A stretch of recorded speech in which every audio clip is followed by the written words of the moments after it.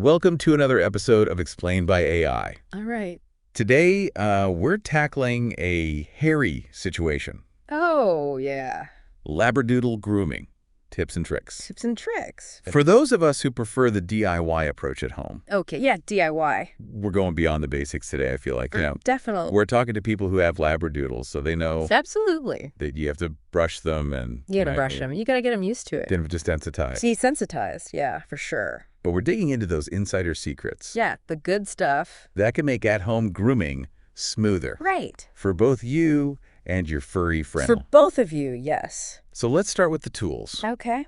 What should we have in our arsenal? You definitely want high-quality clippers. Okay. Those are a must. Right. You want a variety of blade guards so you can achieve different lengths.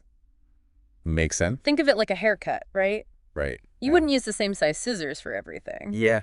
Yeah. That's true. So, thinning shears are essential Okay. for blending and creating a professional finish. Okay. And then, of course, you don't want to forget about those mats. Oh, mats are my arch nemesis. You're a piece. I spend more time battling those things than actually trimming. Then actually getting to the grooming. Yeah. I hear you. I hear you. So instead of wrestling with them, try this trick. Okay. Sprinkle cornstarch on the mat before brushing. Cornstarch. I know it sounds strange, Really? but cornstarch absorbs moisture Oh. and it reduces friction. Interesting. So it makes those mats much easier to work through. I have a whole container in my pantry. Perfect. That's brilliant. Yeah, just remember to brush them out when the coat is dry. Go. Water actually makes them tighter. Oh, that makes sense. Yeah. So now that I've got my tools and my secret weapon, Right. how do I approach the actual trimming? Oh, okay. So think about it like a strategy game. Oh, okay. You want to kind of conquer those less sensitive areas first. Start with the body and legs. Right. To get your Labradoodle used to the sounds and the feel of the clippers. Okay. Save the head, the face, and the paws for last. Makes sense. Yeah, those areas tend to be more sensitive. Right. And you want your Labradoodle to be as relaxed as possible by then. Right. So start with the easy stuff Exactly. and work your way up to the boss level. That's right. Are there any specific areas on the body that tend to be more challenging? Behind the ears, armpits, and the fur around the neck where the collar sits, Okay. they are notorious for matting. Right. So pay extra attention to those spots and don't be afraid to use those thinning shears All right. to blend any harsh lines. You want a smooth, natural look. Right. So what about length? Yeah. Are there any guidelines for how short or long to trim? Well, around the joints, Okay. especially the elbows and hips, All right. it's best to leave the fur a bit longer. Okay. Labradoodles tend to rest their weight on those areas. Oh, that makes sense. So having a little extra fluff provides cushioning and it prevents calluses from forming. So they're like little furry elbow pads? Exactly. Okay. So body's trimmed. Right. Sensitive areas are next. We're working our way up. How do I tackle that adorable Labradoodle face? You get that classic teddy bear look. Okay, so for the muzzle, imagine you're shaping a fluffy tennis ball. Okay. You want a rounded, even look. Okay. Use a comb as a guide. Right. Hold it horizontally under their muzzle.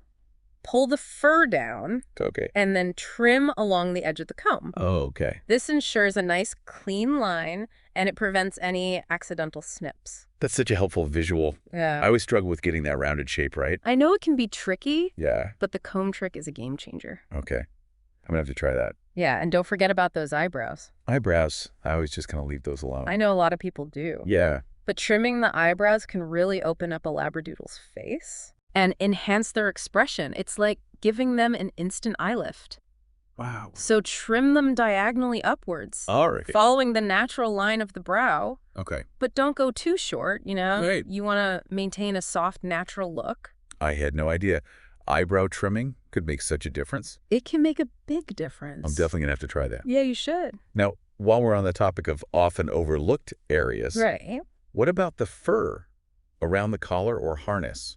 Oh, that's a great point. Yeah. The constant rubbing of the collar or harness can create some serious matting. Yeah, it does. So before you even start trimming, remove the collar or harness. Okay.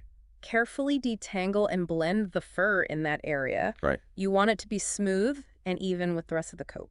Got it. So we've got the face, the body, The sensitive areas, the eyebrows. We're getting there. What am I missing? Thinning shears. Oh, right. They are your secret weapon for achieving a professional finish. Use them to blend different lengths of fur and soften any harsh lines. Okay. They're especially helpful around the face, neck, and legs, creating a more natural, seamless look. So they're like the magic eraser of grooming. Exactly. Okay. I'm adding thinning shears to my shopping list as we speak. Good. What about after the trim? Okay. I know some groomers use blow dryers to achieve that fluffy, salon-worthy finish. They do. Can I do that at home? Absolutely. It's like a DIY blowout for your Labradoodle. Really? Blow drying while brushing with a slicker brush. It helps to straighten the coat and create volume. Wow. It can really transform a Labradoodle's appearance. Okay. Give them that extra bit of fluff and polish. So it's like the final touch, the cherry on top of the grooming sundae. Exactly. This is all fantastic information. I'm already feeling way more confident about tackling my Labradoodle's next grooming session. Oh, good. That's what we want. But, we've been talking about like one type of coat. Right. But you're right. There are different Labradoodle coat types. Right. There are. You have to adjust your grooming techniques depending on whether you're dealing with a curly or a fleece coat. Exactly. So let's dive into those coat variations Okay. and how they impact our grooming strategy. Let's do it. So let's start with the wavy coat, which is the most common Labradoodle coat type. Okay. It can range from, loose waves to tighter curls. Okay. This coat type is known for being relatively low shedding, Okay. but it does require regular brushing Right. to prevent mats and tangles. So it's like a Goldilocks situation. Yeah. Not too straight, not too curly. Exactly. What kind of brush works best for a wavy coat? A slicker brush is your best friend here. Okay. It's designed to penetrate through the waves and reach the undercoat, Right. removing loose hair and preventing mats from forming. Okay. You want to brush in the direction of hair growth, Okay. starting from the head and working your way down the body. And how often should we be brushing a wavy coat? Aim for at least 2 to 3 times a week. If you notice your Labradoodle's coat starting to get matted or tangled, you might need to increase the frequency of brushing. Okay. Got it. What about the curly coat? Yeah. I imagine that one requires even more attention. It does. The curly coat is similar to the wavy coat, Okay. but the curls are tighter and more defined. Okay. This coat type tends to be even more prone to matting, Right. so regular brushing is absolutely crucial. What kind of brush do we need to tackle those tight curls? You can use a slicker brush, Okay. but you might also want to consider a comb with wide teeth. Okay. This will help to detangle those curls without pulling or breaking the hair. And how often should we be brushing a curly coat? Daily brushing is ideal.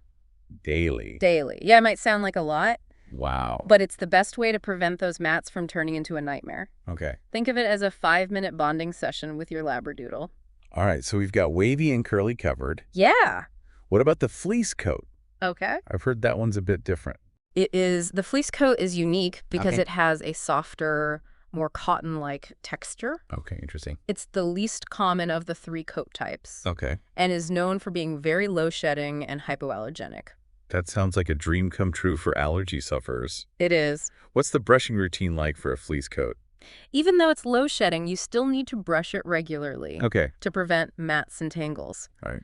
A slicker brush or a comb with wide teeth will work well. And how often should we be brushing a fleece coat? 2 to 3 times a week should be sufficient. Okay. The good news is that because it's so soft and cottony, Right. it's less likely to mat than the wavy or curly coat types. So no matter what type of coat our Labradoodle has, Right? regular brushing is key. Oh, yes. What about bathing? Okay. How often should we be giving our Labradoodles a bath? It really depends on their lifestyle and coat type. Okay. If your Labradoodle loves to roll in the mud or swim in lakes, My Labradoodle thinks every puddle is a personal spa. well, in that case, you might need to bathe them every few weeks. Okay. But for Labradoodles who are less adventurous, Right. a bath every 4 to 6 weeks is usually sufficient. Okay, and what about shampoo? Yeah. Are there certain types of shampoo that are better for Labradoodles than others? It's important to choose a shampoo that's specifically formulated for dogs. Right, of course. Human shampoos can be too harsh for their skin Yeah, and strip away essential oils. gotcha. So look for a shampoo that's gentle moisturizing and pH balanced for dogs. And are there any specific ingredients we should look for or avoid? Oatmeal is a great ingredient for soothing sensitive skin. Okay. Aloe vera is another good option for its moisturizing and anti-inflammatory properties. All right. And then you want to avoid shampoos with harsh chemicals, artificial fragrances, and dyes. Got it. So gentle, natural ingredients are the way to go. Exactly. Now let's talk about those dreaded ear infections. Oh, yeah. Labradoodles seem to be particularly prone to them. They are those floppy ears, they trap moisture, which can create the perfect environment for bacteria and yeast to thrive. Oh, yuck. So regular ear cleaning is essential for preventing infections. How often should we be cleaning their ears? Once a week is a good starting point. Okay. If your Labradoodle is prone to ear infections, Right. you might need to clean their ears more frequently. And what's the best way to clean their ears? Use a dog-specific ear cleaning solution Right. and cotton balls or gauze pads. Okay. Never use Q-tips. Okay, no Q-tips. They can push debris further into the ear canal and cause damage. Okay, noted. And then once you're done cleaning, Yeah. gently wipe away any excess moisture with a cotton ball or a gauze pad. Okay. You can also use a dog-specific ear drying solution Okay. to help remove any remaining water. It sounds like ear care is a crucial part of Labradoodle grooming. It is. What about nail trimming? Okay. I always struggle with getting the right length. I'm so afraid of cutting the quick. I know a lot of nail trimming can be tricky. But with the right tools and techniques, it doesn't have to be a nightmare. So what kind of nail clippers are best for Labradoodles? There are two main types of nail clippers. Guillotine clippers and scissor clippers. Right. Guillotine clippers are easier to use for beginners, Okay. while scissor clippers offer more precision. Okay, and how do we know how short to trim their nails? Look at your Labradoodle's paw from the side. Okay. The nails should extend just slightly past the paw pad. All right. If you can hear their nails clicking on the floor, they're too long. Okay, that's a helpful tip. Yeah. But what about the quick? Yeah. How do we avoid cutting it? The quick is the pink part of the nail that contains blood vessels and nerves. Right. I know what it is, but how do we avoid cutting it? Okay, so if your Labradoodle has light-colored nails, you can usually see the quick. Okay. If they have dark-colored nails, it's a bit trickier. So how do we trim dark nails safely? Trim a little bit at a time. Okay. And look at the cut end of the nail. You'll start to see a small black dot in the center of the nail. Okay. As you get closer to the quick stop trimming when you see that dot. Okay. I'm starting to feel more confident about nail trimming. Good. What about those dew claws? Oh, yeah. Those little nails on the inside of their legs always seem to get overlooked. They do. Dew claws are prone to getting snagged and torn. Oh, yeah. So it's important to keep them trimmed. Right. Use the same techniques as you would for their other nails. Okay, so we've covered ears, nails, coat types, bathing. We have. Is there anything else we need to know about basic Labradoodle grooming? One thing we haven't discussed yet is anal gland expression. Anal gland expression. Yeah. I've heard about that. Uh-huh. But I'm not sure I'm comfortable doing it myself. I understand it's not for the faint of heart. No. But it is an important part of keeping your Labradoodle healthy. Okay. Anal glands are small sacs located on either side of the anus that produce a foul-smelling fluid. All right, I get it. It's important. But it sounds pretty gross. It can be. How do we know if their anal glands need to be expressed? If your Labradoodle is scooting their bottom on the ground or licking excessively at their anal area, it could be a sign of impacted anal glands. Gotcha. You might also notice a foul odor. So if we see those signs, it's time to call in a professional. You can try expressing their anal glands at home. Okay. But if you're not comfortable, it's best to leave it to a groomer or veterinarian. Okay, that makes sense. Now let's shift gears and talk about some behavioral hacks. Okay. My Labradoodle has a tendency to turn into a whittle worm. The minute I try to groom him. They can be swarmy. Any tips for keeping him calm and cooperative? Absolutely. There are several things you can do. Okay. To make grooming a more positive experience for your Labradoodle. All right. First and foremost, start early. Okay. Introduce them to grooming tools and techniques when they're puppies. That's a good reminder. Start them young and make it a regular part of their routine. What about during the actual grooming session? Yeah. Any tricks for keeping those wiggles to a minimum? Try using a lick mat. A lick mat. Yeah, spread some dog-safe peanut butter on it. Okay. And stick it to a surface near your grooming table. So they're distracted and happily licking away while we're working our magic? Exactly. That's genius. It's a win-win. What about for those times when you need to work on more sensitive areas? Yeah. Like their paws or face. Right. Peanut butter might not be enough distraction then. You're right. For those trickier spots, try giving them a long-lasting chew. Okay. Or a frozen Kong to keep them occupied. All right. You can also use a grooming harness. Oh, okay. To gently restrain them. Okay, that makes sense. Anything else we can do to set them up for a calm and relaxed grooming session? Actually, a simple massage can work wonders. Really? Spend a few minutes before you start grooming. Yeah. Giving your Labradoodle a gentle massage, focusing on their ears, shoulders, and back. That's a great idea. It's like a little spa treatment before the main event. Exactly. It helps them relax right. and feel more comfortable with being touched and handled. Oh, I love that. A little spa day for our furry friends. Yeah. Now let's circle back to some of those trickier areas. Okay. We talk about the rounded muzzle technique. Yeah. But are there any other pro tips for achieving that perfect Labradoodle face? One thing that many people don't realize is the importance of eyebrow trimming. By trimming the eyebrows correctly. Right. We talked about trimming them diagonally upwards. Uh-huh. But what about those times when the fur around the eyes gets really long? Yeah. And starts to irritate their eyes? It happens. What's the best way to trim that fur without poking them in the eye? Use blunt-tipped scissors. Okay. And trim the hair in small sections. Right. Always pointing the scissors away from the eye. Okay. If you're not comfortable doing it yourself. Right. It's best to have a groomer or a veterinarian take care of it. Okay. Safety first. Yes. I'm going to add blunt-tipped scissors to my shopping list. Good idea. Now let's talk about the muzzle itself. Any other tips for achieving that rounded teddy bear look? One technique that professional groomers use is to cut the fur in layers. Oh. Using thinning shears to create a fuller, more textured appearance. So it's not just about trimming everything to the same length. No. Okay, I'm adding that to my list of things to try. Good. Now, I know we talked about using guard combs with clippers to avoid cutting too short. Yeah. But is there any other way to gauge the right length? There's a handy trick called the pinch test. Pinch test? Yeah, before you trim a section of fur, pinch a small amount between your fingers. All right. Make sure there's at least ½ inch of fur between your fingers and the scissors. Ah, so that acts as a safety measure. Yes. To prevent accidental close shaves. Exactly. It's a simple way to ensure you're leaving enough fur for protection and a comfortable length. That's a great tip. Especially since Labradoodles have such sensitive skin. Yes, they do. Now, I know Labradoodle ears can be a bit of a magnet for mats and tangles. Oh, yeah.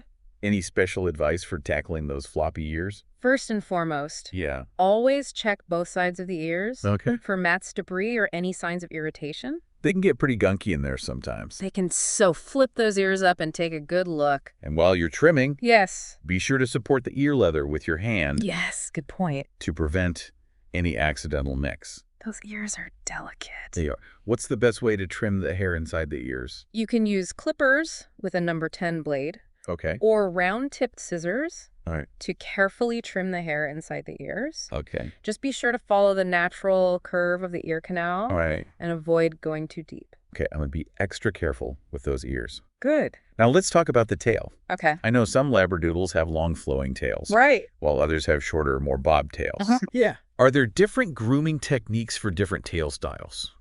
There are for long tails. Okay. You can trim the hair to a length that's proportional to the rest of the body. Right. Some owners prefer to leave the tail long and flowing. Right. While others prefer a more trimmed look. What for shorter tails? For shorter tails, you can trim the hair to a uniform length. Oh, yeah. Or create a rounded shape. Right. You can also use thinning shears to blend the hair and create a more natural look. Okay, so the tail style is really a matter of personal preference. It is. Now, I know we talked about using a lint roller to pick up any stray hairs after we're done trimming. But are there any other finishing touches we can add? Absolutely. To really give our Labradoodles that professional groomer look? There are a few things you can do to take your grooming game to the next level. Okay, let's hear it. First, invest in a good pair of dog grooming scissors. Okay. They're sharper and more precise than regular scissors. And they'll make a big difference in your overall results. Sharpening tools make sense. Yeah. Dull tools can make any job more difficult. Exactly. And don't forget about keeping those thinning shears in good working order as well. Oh, right. You know, if you're serious about grooming your Labradoodle at home, a professional sharpener can make all the difference in those scissors' performance. That's a great point. Anything else we can do for that salon-quality finish?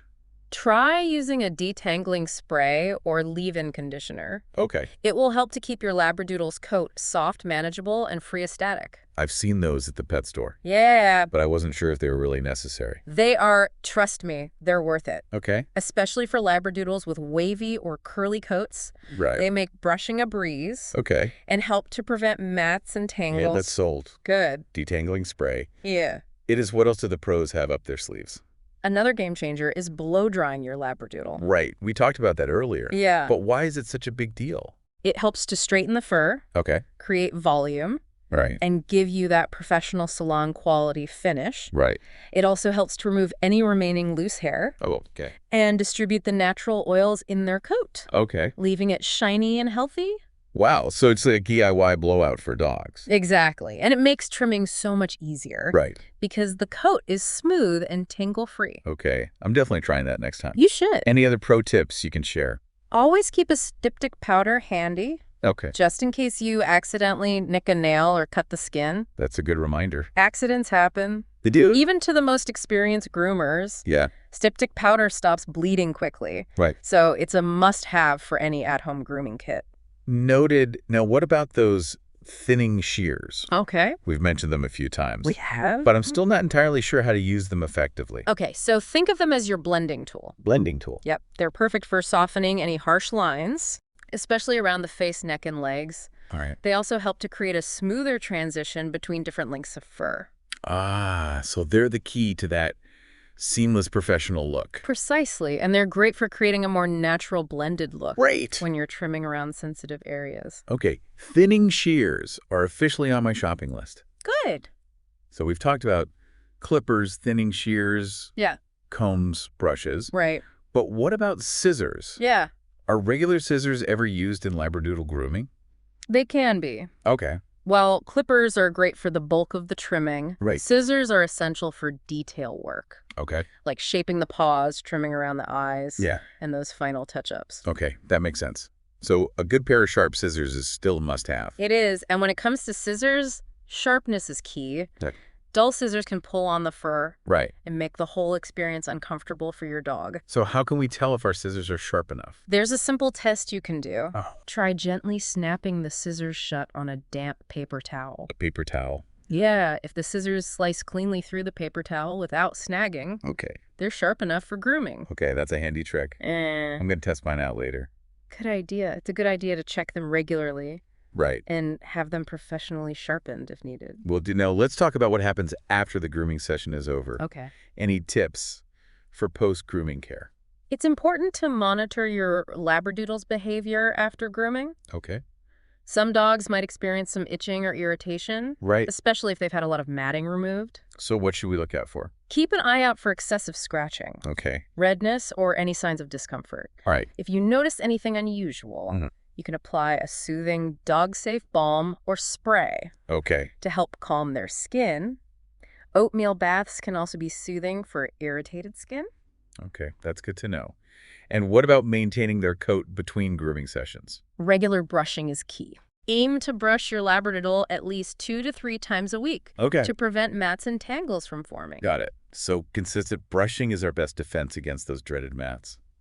It is. Plus, it's a great way to bond with your pup. Absolutely make it a positive experience with lots of praise. Right. And maybe even a few treats. Of course. And don't forget to inspect their paws regularly for any cuts, burrs, or debris. All right, I think we've covered just about everything. We have. This has been an incredibly informative deep dive into the world of Labradoodle grooming. It has. I'm feeling much more confident about tackling my Labradoodle's next grooming session at home. That's great to hear. But we are not done yet. We're not. We still have more Labradoodle grooming tips and tricks to uncover. We do. And stay tuned for part 3 of this deep dive. All right, see you there. It really is amazing how many nuances there are to grooming a Labradoodle. It's like a whole hidden world of furry secrets. Exactly. We've gone from basic tools and techniques all the way to pro-level secrets and behavioral hacks. I feel like I've earned an honorary dog groomer certificate just by listening to you today. Well, you're certainly well on your way to becoming a grooming expert. And the best part is that we've learned how to make grooming a more enjoyable experience for both the dog and the owner. Absolutely. That's the ultimate goal. Totally. It's about creating a positive bonding experience that strengthens the relationship between you and your furry friend. Exactly. And with the right knowledge and approach, grooming can become a cherished ritual rather than a dreaded chore. Speaking of rituals, we've talked about the importance of creating a relaxing routine for post-grooming care. Right. What are some ways to make that transition smooth and enjoyable for our Labradoodles? A great way to end a grooming session on a positive note is to follow it up with an activity that your dog loves. Oh, okay. It could be a walk in the park, a cuddle session on the couch, or even a little playtime in the backyard. So it's about associating grooming with something positive and rewarding. Precisely. It helps to reinforce the idea that grooming is a good thing, not something to be feared or avoided. That makes a lot of sense. And what about those times when, despite our best efforts, our Labradoodle might be feeling a little itchy or irritated after grooming? If you notice any signs of discomfort, a gentle dog-safe balm or spray can work wonders to soothe their skin. Okay. Aloe vera is a great natural ingredient to look for. Right. You can also add a little colloidal oatmeal to their bathwater. Oh, that's a good tip. Yeah. I'll keep that in mind. Are there any other ways to soothe itchy skin? You can make a paste using baking soda and water. Okay. And apply it to the affected areas. All right. Let it sit for a few minutes and then rinse it off. Okay. Baking soda is a natural anti-inflammatory. Right. And can help to relieve itching and irritation. Baking soda, it's like a miracle ingredient. I use it for everything. It really is a versatile ingredient. Well, I think we've covered just about every aspect of Labradoodle grooming imaginable in this deep dive. I think so. From those unexpected cornstarch hacks to those pro-level blow-dry techniques, we've learned a ton. We have. It's been a truly comprehensive exploration. Yeah. And I hope our listeners are feeling as empowered and informed as we are. Me too. I'm already looking forward to putting all these tips and tricks into practice with my own Labradoodle. I'm sure your furry friend will appreciate your newfound grooming expertise. And maybe even enjoy the process a little bit more, too. That would be the ultimate reward. Well, this has been another episode of Explained by AI, and as always, we've had a blast diving deep into this fascinating topic. It's been a pleasure sharing this journey with you. Do you have any topic that you would like to have explained? Drop it in the comments.